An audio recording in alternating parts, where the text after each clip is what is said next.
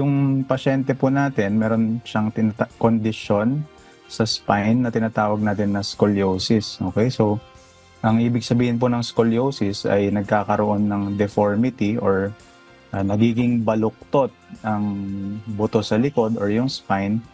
No, kadalasan ito ay napapansin kapag ang mga bata ay nagkakaroon ng pagtangkad or yung tinatawag natin na growth spurt.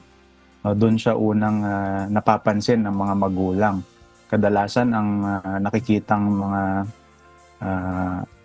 sa pasyente ay ang balikat nila ay hindi pantay.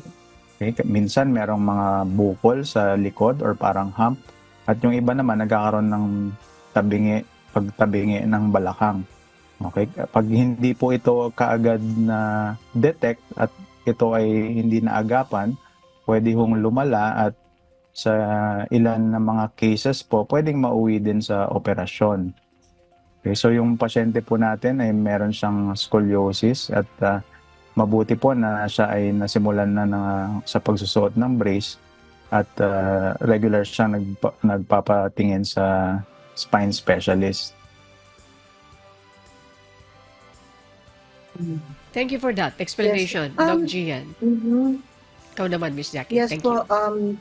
Yes, thank you, Ms. Annie. Dr. Gia, please reiterate, gaano kahalaga po ang brace sa condition po ng anak ni Melanie?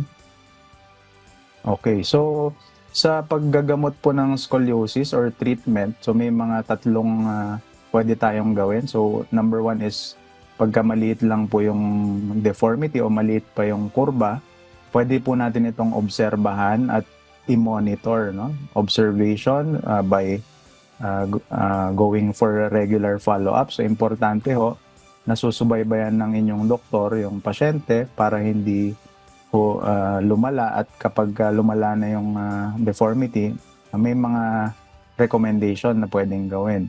Yung isa pa pong treatment is bracing.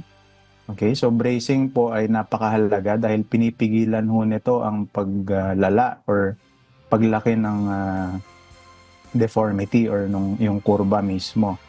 Okay, so pagka ito po ay nasuot ng tama, tama ang pagsuot at ang pasyente natin ay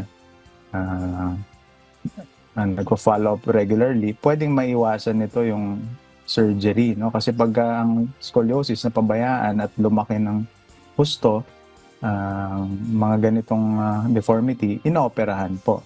So brace wearing is very important upang maiwasan ang operasyon.